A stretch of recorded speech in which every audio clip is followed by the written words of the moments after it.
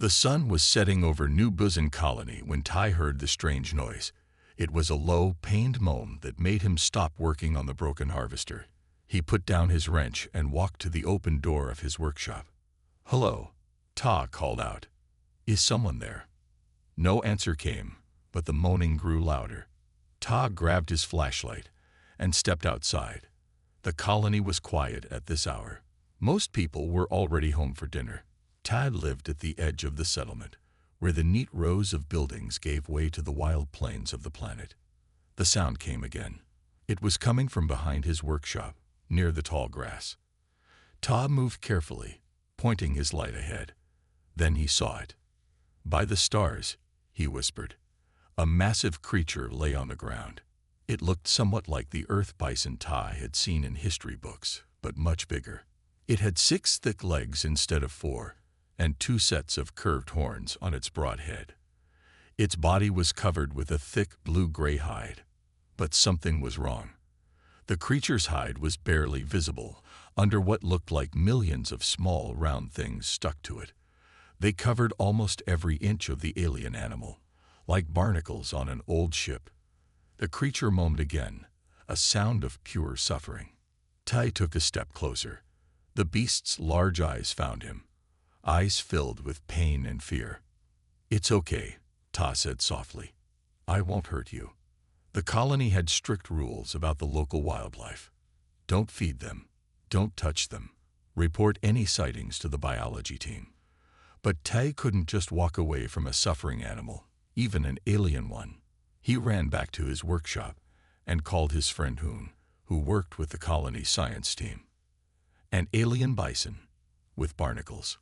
Hoon sounded confused when Tai described what he found. "That doesn't match any of the local species we've documented. It's huge, Hoon, and it's suffering." "Don't touch it, Ta. It could be dangerous. I'll bring a team out there tomorrow morning."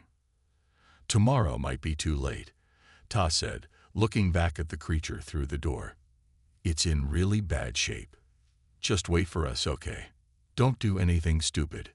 Ta ended the call and frowned. The creature moaned again, the sound cutting through him like a knife. Tomorrow would be too late. He could see that the barnacle things were hurting it, maybe even killing it. He gathered some supplies, a bucket of water, some tools, and a medkit. When he approached the creature again, it tried to stand but couldn't. It was too weak. "Easy there, big guy," Ta said. He set the bucket down where the animal could reach it. The creature sniffed the water, then began to drink desperately. While it drank, Ta studied the barnacles more closely. They weren't quite like Earth barnacles. They had a strange metallic shine to them, and some seemed to pulse with a faint light. "What are these things?" he wondered aloud. When he touched one cautiously with his tool, it made a small clicking sound. The bison creature flinched. Whatever these things were, they were causing pain. Tai made a decision. He would help this creature, no matter what the rules said. He walked around the workshop and opened the large back doors that he used for bigger repair jobs. It would be just big enough for the alien animal. "Come on," he called softly. "I can help you in here." To his surprise, the creature seemed to understand. With great effort, it pushed itself up on its 6 legs and hobbled toward the workshop. It moved slowly, clearly in pain, but it followed Tai inside. Under the bright lights, Tai could see the full extent of the problem. Millions of the barnacle-like things covered the beast from its horns to its 6 hooves. Some were as small as coins, others as large as his palm. The creature lay down on the workshop floor with a heavy thud. "I don't know what you are," Ta said, picking up his tools, "or what these things are, but I'm going to help you." The creature looked at him with those intelligent eyes. Then it did something Ta didn't expect. It lowered its massive head in what looked like a nod of acceptance. Tai took a deep breath and got to work. Tai worked through the night. He started by removing the barnacle-like objects from one small patch on the creature's shoulder. Each one came off with a small click and a tiny spark. The alien bison would twitch but then relax, as if feeling relief. "These aren't normal barnacles," Ta said to himself as he examined one under his work light. The object had tiny metal parts inside. It looked almost like a machine. When he set it down on his workbench, it twitched and tried to crawl back toward the creature. "No, you don't," Ta said, quickly putting it in a metal box and closing the lid. By morning, Ta had cleared a dinner plate-sized area of the creature's hide. The skin underneath was smooth and had a strange, almost metallic blue sheen. The beast seemed to be breathing easier already. A loud knock came at the front door of the workshop. "Ta, open up." It was Hoon's voice. Ta looked at the creature, which raised its massive head in alarm. "It's okay," Ta whispered. "Stay quiet." He went to the front door and opened it just enough to see out. Hoon stood there with 2 members of the biology team. "We're here to see this alien bison you found," Hoon said. "Oh, that," Ta said, thinking fast. "It was gone when I woke up this morning. Must have wandered off." Hoon frowned. "Really? You said it was in bad shape." "I guess it wasn't as hurt as I thought," Ta said with a shrug. "Sorry to waste your time." The biologists looked disappointed, but they turned to leave. Hoon stayed behind. "Ta," he said quietly, "if you're hiding something." "I'm not," Ta lied. "But if I see it again, you'll be the first to know." After Hoon left, Ta returned to the back of the workshop. The creature was waiting, its eyes following him. "They take you away for study," Ta explained. "I don't think that would be good for you right now." The beast made a low sound that seemed like agreement. Ta went back to work. He created a special tool that made removing the barnacles faster. Each one he removed seemed to give the creature more strength. By midday, he had cleared several large patches. "You need a name," Ta said as he worked. "I can't just call you Alien Bison forever." The creature looked at him with those intelligent eyes. "How about Bin?" Ta suggested. "It's simple and easy to say." The beast blinked slowly, which Ta took as acceptance. As Ta continued working, he noticed something odd. The barnacles weren't just stuck to Bin's hide. They seemed to be feeding on it. Tiny filaments extended from each barnacle into the creature's body. When Ta removed them, he could see they were drawing energy somehow. "These are like parasites," Ta muttered. "They're draining you." Bin made a low rumbling sound. Ta worked faster. He brought Bin water and even tried offering some colony rations, but the creature wasn't interested in food. It seemed to gain strength simply from having the barnacles removed. By evening, Ta had cleared about 1/10 of Bin's massive body. His hands were sore and his back ached, but he felt good about the progress. Bin was breathing more easily and seemed more alert. "We'll get them all off eventually," Ta promised. That night, Ta slept on a cot in the workshop. He was too tired to walk to his home, and he didn't want to leave Bin alone. In the middle of the night, he woke to a strange sound. Bin was standing, moving slowly around the workshop. The creature was examining Ta's tools and machines with clear interest. When Bin noticed Ta was awake, the beast froze. "It's okay," Ta said. "I'm just surprised to see you up." Bin came closer to Ta's cot and lowered its massive head. Carefully, the creature nudged Ta's hand with its nose. The touch sent a small, harmless spark between them. In that moment, Ta felt something. A connection, like a faint whisper in his mind that wasn't words exactly, but a feeling of deep gratitude. "You're welcome," Ta whispered back. He reached up slowly and patted Bin's head between the horns. The creature closed its eyes, seeming to enjoy the touch. Ta smiled. This was more than just helping an injured animal. Something important was happening here, the beginning of understanding between 2 very different beings. "Tomorrow we'll remove more of those parasites," Ta promised. "And then we'll figure out what to do next." Bin made a soft sound and returned to the corner where it had been resting. Ta watched the creature settle down before falling back asleep himself. He had no idea how much his life was about to change. 3 days passed. Ta had barely left his workshop. He told the colony office he was working on a big repair job that needed his full attention. It wasn't really a lie. Removing the barnacle-like objects from Bin was the biggest job he had ever done. Ty was now using 3 different tools he had made. One to find the barnacles, one to loosen them, and one to pull them out without breaking the tiny filaments inside them. He had filled 6 metal boxes with the removed parasites. Almost halfway done, Ta said, wiping sweat from his forehead. Bin made a happy sound. The creature could now move around the workshop easily. Its strength was coming back more with each area Ty cleared. Ty was working on a spot near Bin's back leg when something strange happened.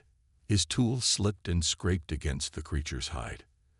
Instead of blood, he saw a flash of silvery metal underneath. "What the?" Ta said, looking closer. He carefully scraped away more of the outer layer. There was definitely metal under there. Not just any metal, but something Ty had never seen before. It had a pattern of lines like a computer chip. "Bin, what are you?" Ta whispered. The creature turned its head to look at him, then at the spot Ta had uncovered. With shaking hands, Ta cleared more barnacles from that area. As he worked, he found more metal parts. They were connected in a way that reminded him of the machines he fixed every day. "You're not an animal," Ta said in wonder. "At least, not just an animal." Bin made a sound that seemed like agreement. Ta worked faster now, focusing on one large section of Bin's side. After an hour, he had cleared enough to see the truth. Under the barnacles and the skin-like outer layer was a complex machine. The barnacles weren't parasites on an animal. They were damaged parts of some kind of technology. "You're a machine," Ta said, his eyes wide. "Or part machine." Bin stood up and turned in a circle, as if showing Ta more of its body. The message was clear: keep going. Ta nodded and got back to work. Now that he knew what he was dealing with, he changed his approach. He wasn't removing parasites from an animal. He was repairing a machine. As night fell, someone knocked on the workshop door again. This time, it was Neri, Ta's friend who worked in the colony's communication center. "Ta, are you alive in there?" she called. "No one has seen you for days." "Just a minute," Ta called back. He quickly threw a tarp over Bin and went to the door. Neri stood there with a container of food. "I brought dinner. You must be starving." "Thanks," Ta said, taking the food but blocking the doorway. "That's really nice of you." Neri tried to see past him. "What are you working on that's so secret?" "It's a special project," Ta said. "Very complicated. More complicated than that colony transport you fixed last month." "Much more." From behind the tarp came a small sound. Neri's eyes widened. "What was that?" "Just some tools falling," Ta said quickly. "Look, I appreciate the food, but I really need to get back to work." Neri looked hurt. "Fine, but when you're done with your special project, you owe me an explanation." After she left, Ta locked the door and went back to Bin. "Sorry about that," he said, removing the tarp. Bin nudged Ta's hand with its nose. That now familiar spark passed between them, but this time Ta felt something more. Images in his mind, flashes of stars, a feeling of traveling very fast. Then a sudden crash. Ta gasped and pulled his hand away. "Did you just show me something?" Bin blinked its large eyes slowly. "You're not from this planet," Ta said, understanding now. "You crashed here. And you're not just a machine. You're some kind of ship." Bin made a sound that Tai took as confirmation. Tai sat down hard on his workbench, trying to process what this meant. He wasn't just helping an injured animal. He was repairing an alien spacecraft disguised as a creature. "Well," Ta said finally, picking up his tools again, "I guess we better get you fixed up then." He had started this job out of kindness. He would finish it out of wonder and curiosity. Whatever Bin really was, Tai was now part of something much bigger than he had ever imagined. 7 days had passed since Tai found Bin.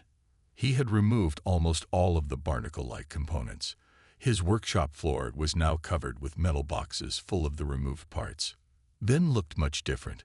Most of its body now showed the smooth blue-silver metal surface underneath. Ty worked carefully on a cluster of barnacles near what seemed to be Ben's head. This area was different. The barnacles here were larger and connected in a pattern. I think this might be important, Ta said to Ben. Maybe some kind of control system. Ben stood very still, as if to make Ta's work easier. Over the past days, they had developed a way to communicate. Simple sounds, head movements, and those occasional mental flashes when they touched. Almost done with this section, Ta said, removing a particularly large barnacle. Suddenly, Ben shuddered. A low hum began to fill the workshop. Lights that Ta hadn't seen before lit up along Ben's body in a wave of blue and white. Ben, Ta asked, backing away slightly. Are you okay? The humming grew louder. Then from the spot Ta had just cleared, a beam of light shot up. It widened and took shape, forming a three-dimensional image in the air. It was a person, or something like a person. The figure was tall and thin with smooth skin that had the same blue-silver color as Ben's metal surface. It had 2 arms, 2 legs, and a head with large, dark eyes. No hair, no mouth, but somehow Ta knew it could speak. Hello, the figure said. Its voice was calm and clear. I am June, navigator of Scout Ship 7. Designation, Pathfinder. Tai was too shocked to speak. You have done well, human, the figure continued. You have restored enough systems for basic functions to resume. I estimate 78% of damaged components have been successfully removed. You can talk, Ta finally said. Yes, I am the ship's navigator and communication officer. The form you see is a holographic representation. Ta looked at Ben, then back at the hologram. So Ben is your ship. Ben is not its designation, but yes, this is our scout vessel. It is designed to blend in with local wildlife for observation purposes. When we crashed, the adaptive camouflage system was the only thing still working correctly. There are more of you, Tai asked. I am the only crew member on this mission. I am of the Duri civilization. We have observed your colony since its founding 3 Earth years ago. Tai sat down on his workbench, trying to make sense of this. Why did you crash? The hologram of June flickered slightly. We encountered an unexpected cosmic storm. It damaged our systems and caused the transformation you observed, what you called barnacles. These are actually ship components that were corrupted and began to malfunction. And you couldn't fix them yourself. I was in stasis during the crash. The ship's AI attempted repairs but was also damaged. The ship sought help in the only way it could, by approaching the nearest intelligent life form. Me, Ta said. Yes, and you have proven to be remarkably skilled. Few beings would have understood how to help us. Fewer still would have chosen to help an unknown creature. Ben, or the ship, made a low sound that seemed affectionate.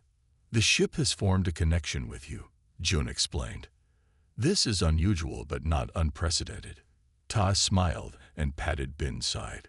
We've been through a lot together this week. With your permission, I would like you to complete the repairs, June said. There are still damaged components that need removal, and some systems require recalibration. Of course, Ta said. But I have questions, many questions. That is understandable. I will answer what I can while you work. Ta picked up his tools again. First question, why have your people been watching us? The Duri observe many developing civilizations. We study, but do not interfere. Your colony is of particular interest because humans adapt so quickly to new environments. As Ta continued working, Joan told him about the Duri civilization, an ancient race that had explored the galaxy for thousands of years. They were peaceful observers, collectors of knowledge. What will happen when I finish the repairs? Tai asked. Will you leave? The hologram of June flickered again. That was the original plan. But circumstances have changed. There is something you need to know, something important. What's that? The cosmic storm that damaged us was not natural, and it is heading toward your colony. What do you mean the storm is heading here? Tai asked, his tools frozen in midair. The hologram of June stood straight, its large eyes blinking slowly. It is not truly a storm. That was the simplest translation. It is a technological plague, a swarm of self-replicating machines that corrupt and transform technology they encounter. Like what happened to your ship, Ta said, understanding now. Yes, we call it the Hive. It has been consuming Duri technology for many years. Our civilization is much older than yours, and our technology more advanced. But the Hive has pushed us to the edge of extinction. Ta continued removing damaged components as June spoke. Each repair made the hologram more stable and the ship's systems brighter. How long do we have? Tai asked. 6 of your Earth days before it reaches this planet. Tai stopped working. 6 days. We need to warn the colony. That would be unwise at this time, June said. Your people would not understand the nature of the threat, and they would ask how you obtained this information. Ta knew June was right. How could he explain a talking hologram from an alien ship disguised as a bison? Then what can we do? Tai asked. Continue repairs. Once the ship is functioning properly, we may be able to help your colony. Ta worked faster now, with a new sense of purpose. As he worked, June shared more about the Duri civilization. We have observed humans for centuries, June explained. Your kind is young compared to us, but you learn and adapt quickly. This makes you unique among the species we have studied. What's so special about adapting? Tai asked as he removed a particularly stubborn component. Most advanced species rely heavily on technology and become dependent on it. When the Hive attacks their technology, they cannot function. But humans are different. Yes, you use technology, but can still function without it. You improvise. You see connections between things that seem unrelated, like how you understood our ship was not just an animal. Ta smiled at that. I'm just a mechanic. I notice when things aren't working right. That skill, that way of thinking, is rare and valuable. The day passed quickly as Tai worked and listened to June's stories about the Duri. They were a peaceful race, dedicated to learning and preserving knowledge. Their bodies were partly organic, partly mechanical, not unlike the ship itself. Is that why the ship, seems almost alive? Tai asked. Yes, our technology is integrated with organic elements. The ship has a basic consciousness, designed to work with its pilot. By evening, Ta had made significant progress. The ship now hummed with energy, and most of its systems glowed with blue light. There's something I don't understand, Ta said as he took a break to eat. If you've been watching us for so long, why not just land and say hello? Why all the secrecy? June's hologram flickered thoughtfully. Our policy is non-interference. Young civilizations must develop at their own pace. Contact too soon can be harmful. But you're talking to me now. This is an emergency situation, and you have proven yourself exceptional. Tai felt a strange mix of pride and worry at those words. What happens after we deal with this Hive? Will you just leave and pretend this never happened? That decision has not been made, June said, but the connection formed between you and this ship is unusual. It suggests possibilities we had not considered. As night fell, Tai prepared to rest. He had made a more comfortable bed in the workshop, knowing he would be spending more time there. One last question for today, Ta said as he lay down. You said the Duri are nearly extinct because of this Hive. How many of you are left? June's hologram dimmed slightly. Fewer than 10,000, spread across 17 hidden outposts. Once, we numbered in the billions. The enormity of this struck Ta hard. He was not just helping repair a ship. He was helping one of the last members of a dying civilization. We'll find a way to stop this Hive, Ta promised. Together. For the first time, June's holographic face showed something like a smile. That is why we find humans so fascinating, June said. Your hope, even in the face of impossible odds. The next morning, Todd woke to an urgent beeping sound. The ship, which he still thought of as bin, was fully awake now. Its lights flashed rapidly, and June's hologram appeared looking worried. "What's happening?" Ty asked, jumping up from his makeshift bed. "The ship's long-range sensors are working again," June said. "We have detected the hive. It is moving faster than we calculated." Tay's stomach dropped. "How much time do we have?" 4 days, not 6. It has accelerated. Ty ran his hands through his hair. "We need to tell the colony. 4 days isn't enough time to evacuate everyone, but we need to start now." June's hologram flickered. "There is another problem. The hive has detected our ship's reactivation. It is now heading directly toward New Bison. Before, it might have passed by this planet. So we've made things worse," Ta said. "Not intentionally. But yes, repairing the ship has drawn attention." Ta paced the workshop, thinking hard. "Okay, step 1 is to finish repairs. Step 2 is to warn the colony." He stopped and looked at June. "Can you help me with step 2? They'll never believe me without proof." "Direct contact violates our protocols," June began. "Protocols?" Tay's voice rose. 5,000 lives are at stake. My friends, my home." The ship made a low sound, almost like it was agreeing with Ta. June's hologram looked at the ship, then back at Ta. "The ship has formed a strong bond with you. It overrules my objection. We will help you warn your people." Ta nodded and got back to work. By midday, he had removed the last of the damaged components. The ship now hummed with power, its blue-silver surface gleaming. "All physical repairs are complete," Tay announced. "Now the internal systems must recalibrate," Jun said. "This will take approximately 6 hours." A loud knock came at the workshop door. Tay froze. "Ta, it's Nari and Hoon. Open up." Ta looked at June's hologram.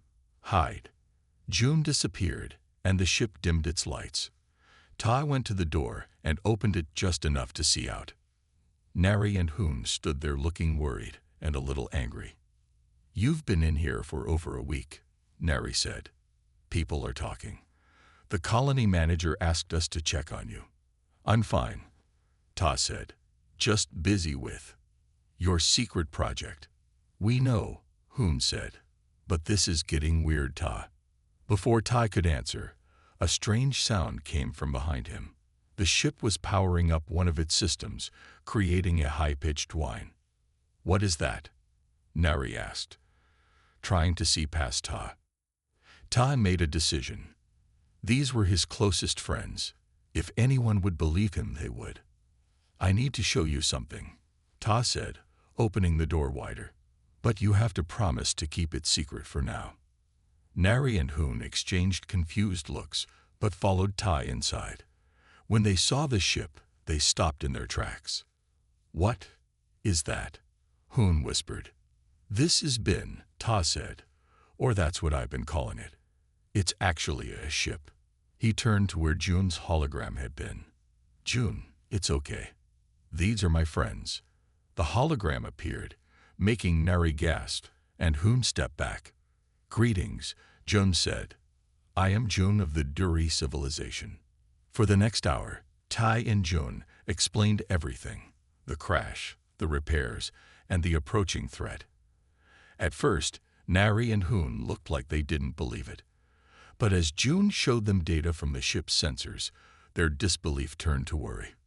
"We need to tell everyone," Nari said. She worked at the communications center and knew how to reach the entire colony. "Not everyone at once," Hoon cautioned. "Start with the colony manager and the security team. If everyone finds out at once, there could be panic." Ta nodded. "We only have 4 days. We need a plan to either evacuate or defend the colony." "Evacuation is unlikely to succeed," Jun said. "Your colony does not have enough ships to transport 5,000 people in 4 days." "Then we fight," Ta said simply. Hoon, who knew about the colony's defenses, shook his head. "We have basic security drones, and some weapons for protection against wild animals. Nothing that could stop what you're describing. Perhaps there is another way, Jun said. The ship is now functional enough to analyze the hive's patterns. If we can understand how it works, we might find a weakness. Nari's eyes lit up. What about our communications array? It can generate a strong electromagnetic pulse for emergency situations. An EMP? Ta said thoughtfully. Jun, would that work against the hive? It might disrupt it temporarily, Jun said, but the hive adapts quickly. Then we need to make it more than temporary, Ta said, determination in his voice. We need to make it permanent. The colony manager's office was silent after Ta, Nari, and Hoon finished their explanation. Manager Gill sat behind his desk, his face pale. The chief of security, Officer Du, stood by the window, her arms crossed. You expect me to believe this? Manager Gill finally said. Alien ships. A technological plague. We have proof, Ta said. He nodded to Nari, who placed a small device on the desk. It was a projector from the ship that Jun had given them. A hologram appeared, showing the hive approaching their planet. It looked like a dark cloud made of millions of tiny machines. This is real data from the ship's sensors, Nari explained. I've checked it against our own systems. Something big is coming, and it will reach us in 3.5 days. Officer Du moved closer to examine the hologram. If this is real, we need to evacuate. We don't have enough ships, Hoon said. At best, we could get maybe 1,000 people off planet. Then we need a defense plan, Officer Du said. She was a practical woman who didn't waste time on disbelief when action was needed. Manager Gill rubbed his face. You said you have a plan involving our communication array. Ta nodded. Yes. We need to modify it to create a massive EMP, an electromagnetic pulse. It might disrupt the hive long enough for us to destroy it. That's your plan. Might disrupt it. Manager Gill sounded frustrated. It's more than that, Ta said. Jun, the alien, has analyzed the hive's pattern. It operates like a single mind spread across millions of tiny machines. If we can disrupt its core, the rest will fall apart. And where is this alien now? Officer Du asked. At my workshop with the ship. They're running simulations to find the hive's weak point. Manager Gill stood up. I want to see this alien ship. Now. The group walked to Ta's workshop. People stared as they passed, surprised to see the colony manager and security chief heading to the edge of the settlement. When they entered the workshop, Bin stood in the center, fully repaired and gleaming. Jun's hologram appeared when they entered. Greetings, Manager Gill and Officer Du, Jun said. I apologize for the circumstances of our meeting. Manager Gill stared at the hologram, then at the ship. His disbelief visibly faded. It's real, he whispered. Yes, Jun said. And so is the threat. Over the next hour, they formed a plan. The ship had identified a pattern in the hive's movements, a central control node that directed the rest.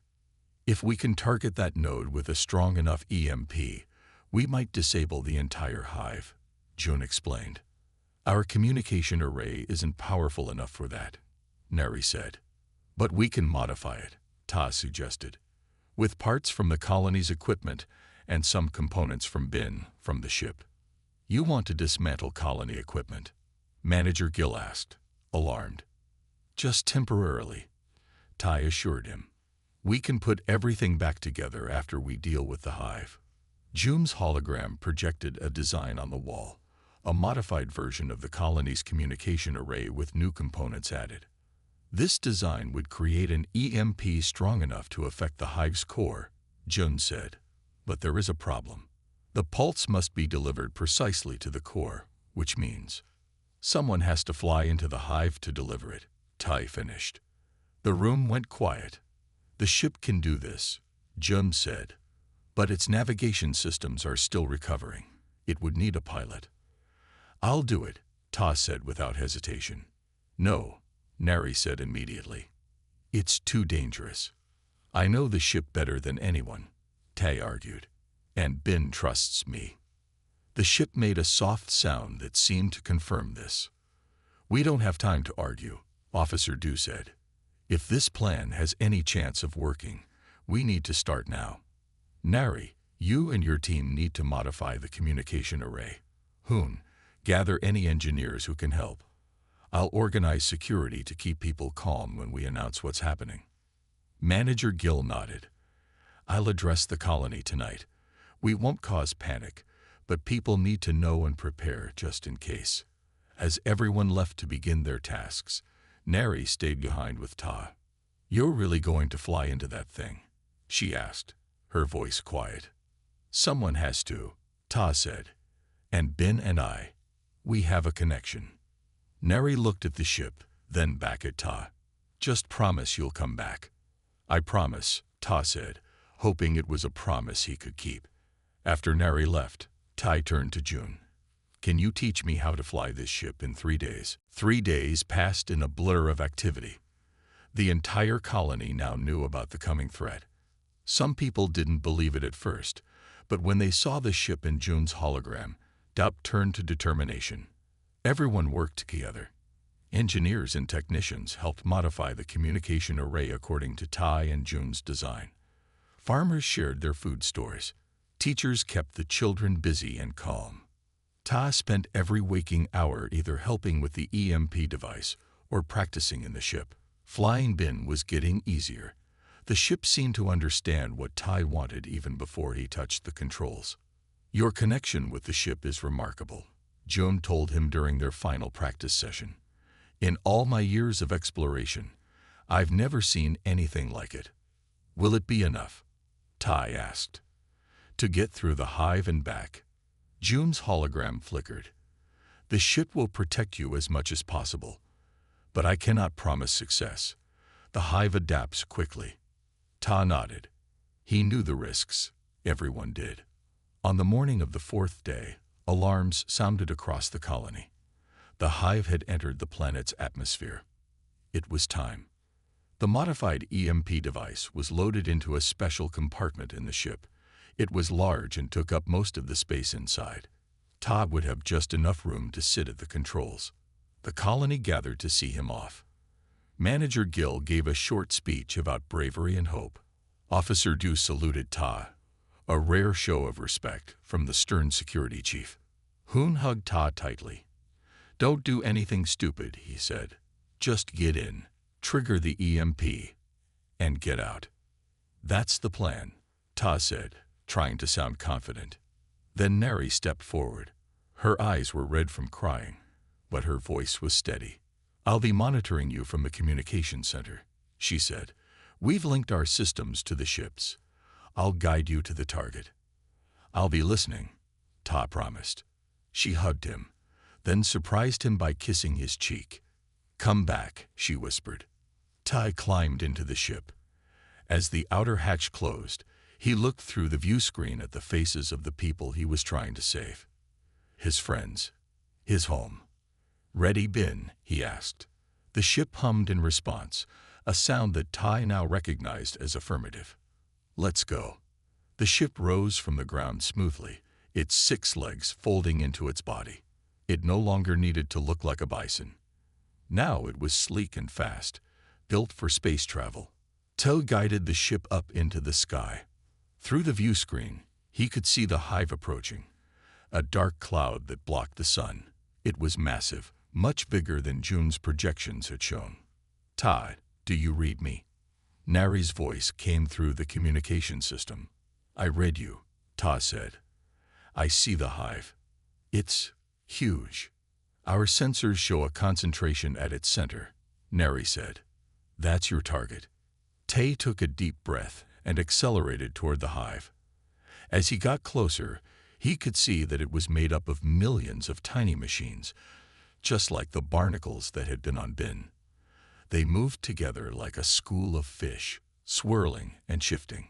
Approaching entry point, Tay reported. Any last advice, June?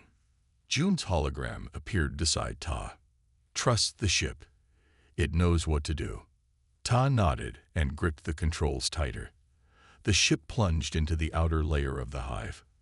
Immediately, the tiny machines began to swarm around them. They clicked against the hull, trying to attach themselves, but Bin's newly repaired surface was smooth and resistant. They slipped off. "So far so good," Ta said. He pushed deeper into the swarm. The view screen showed nothing but darkness now, thick with the machines. The ship's lights cut through, showing the way forward. "I'm picking up the core signature," Nari's voice said, breaking up with static.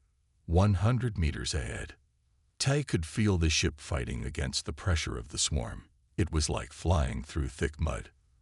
50 meters, Nari said.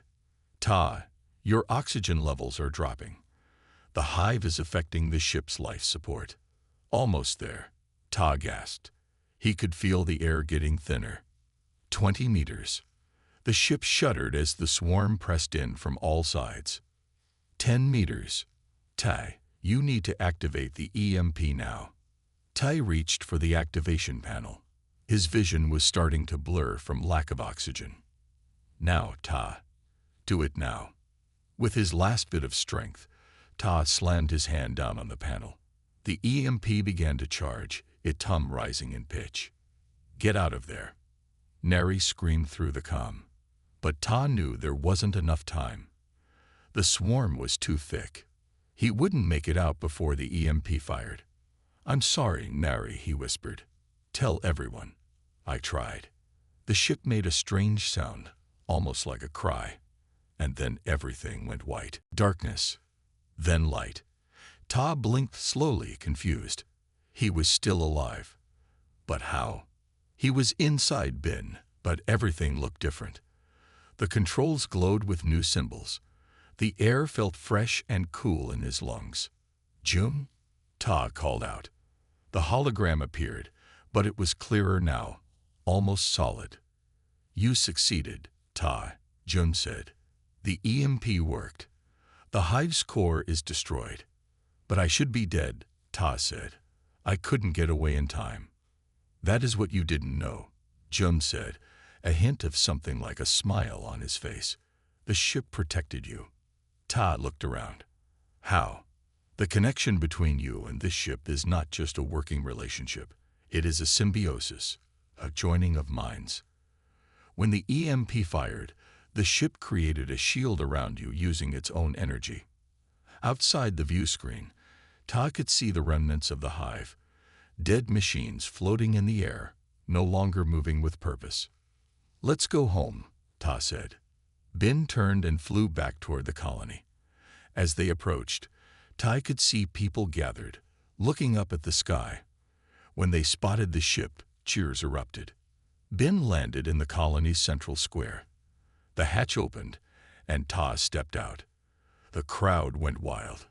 Nari ran to him first, throwing her arms around him. "You're alive," she cried. "We thought we lost you." Hoon was next, followed by Manager Gill and Officer Du.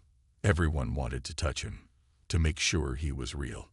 "How did you survive the blast?" Manager Gill asked. "It's a long story," Ta said. "But the important thing is, the hive is destroyed. We're safe."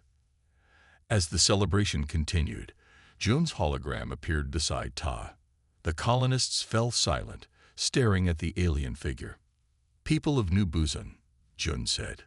"Today, your colony has helped achieve something remarkable. Not just the defeat of the hive, but something much more important." Jun turned to Ta. "There is something you didn't know when you first helped our ship. The Duri have been searching the galaxy for a solution to the hive for centuries. We studied thousands of species, looking for one that might be immune to the technological plague." "And you found humans?" Tai asked. "We found you," Jun corrected. "Your unique ability to connect with our technology without being consumed by it. Your capacity to see machines not just as tools, but as partners. Your compassion that led you to help what you thought was a suffering animal." The ship, then, moved closer to Tai, nudging him gently with its nose section. "The hive consumes advanced civilizations because they see technology as separate from life," Jun continued. But Utah, and perhaps many humans, can form a true bond with technology. This is the key to fighting the hive. This is what we didn't know we needed. Manager Gill stepped forward. What does this mean for us? For our colony? It means you have a choice, Jun said. The Duri would like to propose an alliance. We can share our knowledge with you, and you can share your unique perspective with us. Together, we might save not just your colony or our civilization, but many others threatened by the hive. Todd looked at his friends, at the colony he had saved, then back at Ben and June. What would this alliance look like? We would establish proper contact, exchange ambassadors, learn from each other. And would I? Ta hesitated. Would I be part of this? If you wish, Jum said. The ship has chosen you as its partner. Such a bond is rare and valuable. You could be the first of many human-Duri partnerships. Ta placed his hand on Ben's smooth surface. He felt that now familiar connection, but stronger than before. Images flowed into his mind. Stars and planets he'd never seen, civilizations waiting to be discovered, and the remaining Duri, a people on the edge of extinction who now had hope. I think I'd like that, Ta said. The crowd began to talk excitedly among themselves. This was bigger than anything they had imagined when they'd established the colony. As the sun set over New Buzan, Ta stood with his hand on the ship, Nari and Hum beside him, looking up at the stars. What had started with an act of kindness toward a suffering creature had changed the course of two civilizations. And that was what Tai hadn't known when he first heard that strange moaning sound outside his workshop. That sometimes, the smallest acts of compassion can have the biggest consequences. The ship hummed happily beside him, ready for their next adventure among the stars.